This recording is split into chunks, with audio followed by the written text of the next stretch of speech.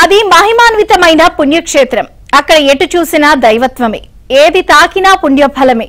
ఆ క్షేత్రంలో అడుగు పెడితే చాలు పాపాలన్నీ హరించుకుపోతాయి, కోరిన కోరికలు ఇట్టే తీరిపోతాయి అంటారు. అదే ఇలా వైకుంఠమైన తిరుమల పుణ్యక్షేత్రం. ఏడుకొండలపై వెలిసిన శ్రీవారి ఆలయ పరిసరాల్లో స్వామివారి ప్రత్యక్ష లీలలకు సాక్ష్యాలుగా మరెన్నో క్షేత్రాలు వెలిశాయి. ఏడుకొండలపై శిలలే కాకుండా వర్షాలకొచ్చే జలపాతాలు సైతం శ్రీవారి మహిమను ప్రతిబింబిస్తాయి. తిరుమల కొండ ముక్కోటి దేవతలకు నిలయం. ఈ క్రమంలో శేషాచల కొండలపై కొలువై భక్తులను సందర్శించే పలు క్షేత్రాలలో జపాలి తీర్థం కూడా ఉంది. దాని విశిష్టత తెలుసుకోవాలంటే స్పాట్లైట్ చూడాల్సిందే.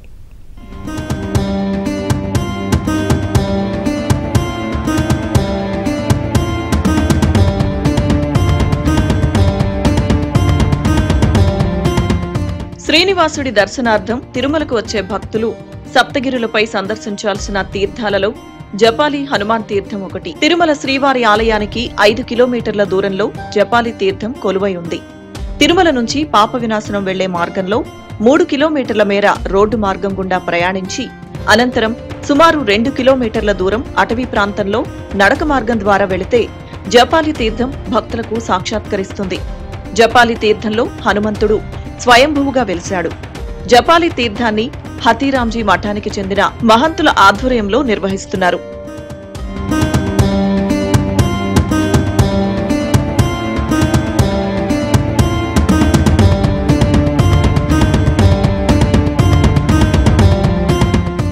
$33 కోట్ల దేవతల ప్రార్థనలతో శ్రీ మహావిష్ణువు రామావతారంతో భూమి మీదకు వచ్చాడు.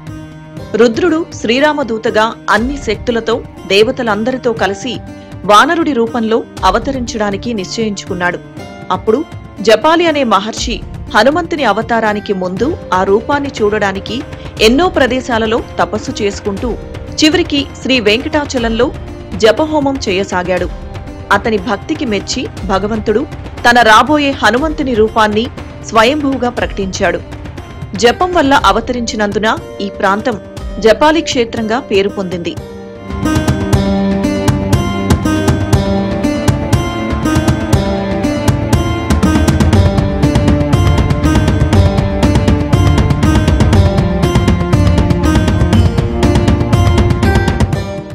జపాలి తీర్థానికి అతి సమీపంలోని ఆకాశగంగ తీర్థంలో అంజనాదేవి తపమాచరించి ఆంజనేయ అవతారానికి సంకల్పించింది.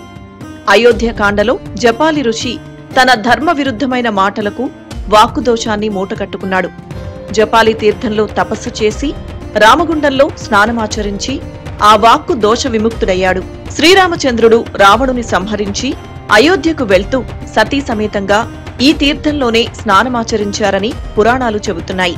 అందుకు ప్రతీకగా రాముడు స్నానమాచరించిన తీర్థానికి రామగుండం, సీతమ్మ తల్లి స్నానమాచరించిన గుండానికి సీతగుండం అని పేర్లు వచ్చినట్లు పురాణాలు చెబుతున్నాయి.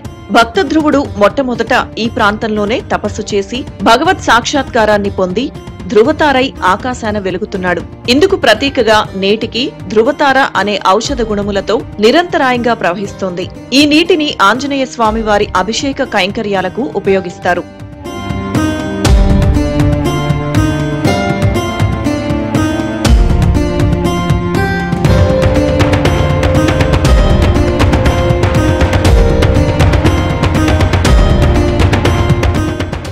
మంగళ, శని, ఆదివారాలలో హనుమంతుణ్ణి దర్శించుకోవడానికి స్థానికులతో పాటు తిరుమల సందర్శించే యాత్రికులు జపాలి తీర్థానికి కూడా వస్తారు.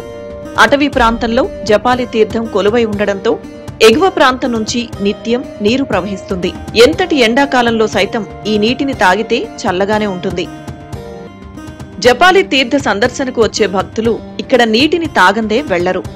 అలా జపాలి తీర్థంలో నీరు ఎంతో ప్రసిద్ధిగాంచింది. ఇక ఈ తీర్థం నుంచే నీరు అటవీ మార్గం గుండా ఆకాశగంగ తీర్థంలోకి చేరుతుంది. తిరుమల వచ్చే భక్తులకు నీటి ఎద్దడి లేకుండా చేస్తుంది.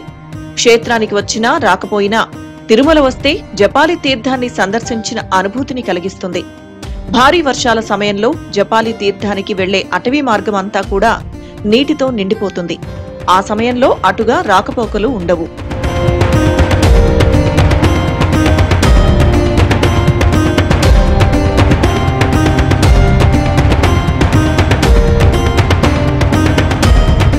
గతంలో పూర్తిగా అటవీ ప్రాంతంలోనే నడవవలసిన పరిస్థితి ఉండగా భక్తులు జపాలి తీర్థానికి చేరుకునేందుకు ఇబ్బందులు పడేవారు. యాత్రికుల సమస్యలను అర్థం చేసుకుని 1993వ సంవత్సరంలో జపాలి తీర్థానికి మెట్ల మార్గాన్ని ఏర్పాటు చేశారు. అటవీ ప్రాంతం గుండా జపాలి తీర్థానికి చేరుకునే సమయంలో చుట్టూ ఆహ్లాదకరమైన వాతావరణం భక్తులను ఆకట్టుకుంటుంది. ఒకప్పుడు వందల సంఖ్యలో వచ్చే భక్తులు ఇప్పుడు వేల సంఖ్యలో హనుమంతుని దర్శనానికి వస్తున్నారు. భక్తుల రద్దీకి తగ్గట్టుగానే జపాలి తీర్థంలో సౌకర్యాలు కూడా పెరిగాయి. హనుమంతుని దర్శనానికి వచ్చే భక్తులకు ప్రత్యేక క్యూలైన్లు ఏర్పాటు చేశారు. చుట్టూ దట్టమైన చెట్లు ఉండగా మధ్యలో హనుమంతుని ఆలయాన్ని నిర్మించారు. తిరుమలకు వచ్చే భక్తులలో అధిక శాతం మంది భక్తులు జపాలి తీర్థాన్ని సందర్శిస్తారు. ప్రశాంతమైన వాతావరణంలో ఆలయం ఉండడంతో భక్తులు ఈ ప్రాంతంలో ఎక్కువ సమయం గడపడానికి ఇష్టపడుతున్నారు.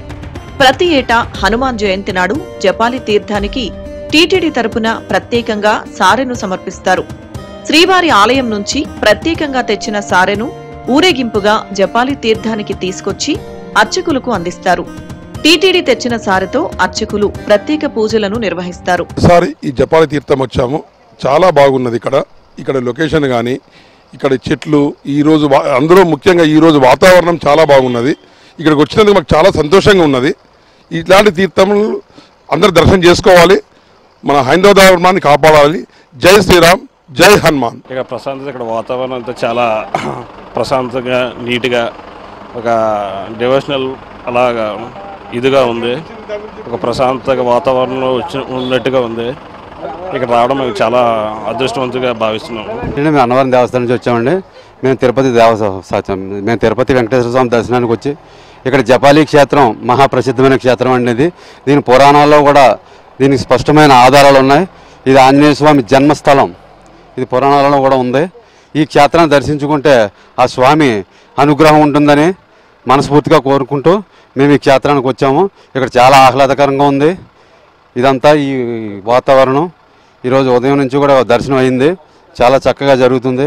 ఇలవైకుంఠమైన తిరుమల కొండపై గోవిందుడి దర్శనంతో తన్మయత్వం చెందే భక్తులు కోనేటి రాయుడి దర్శనానంతరం సప్తగిరుల్లో కొలువై ఉన్న జపాలి తీర్థాన్ని సందర్శించి పునీతులవుతారు.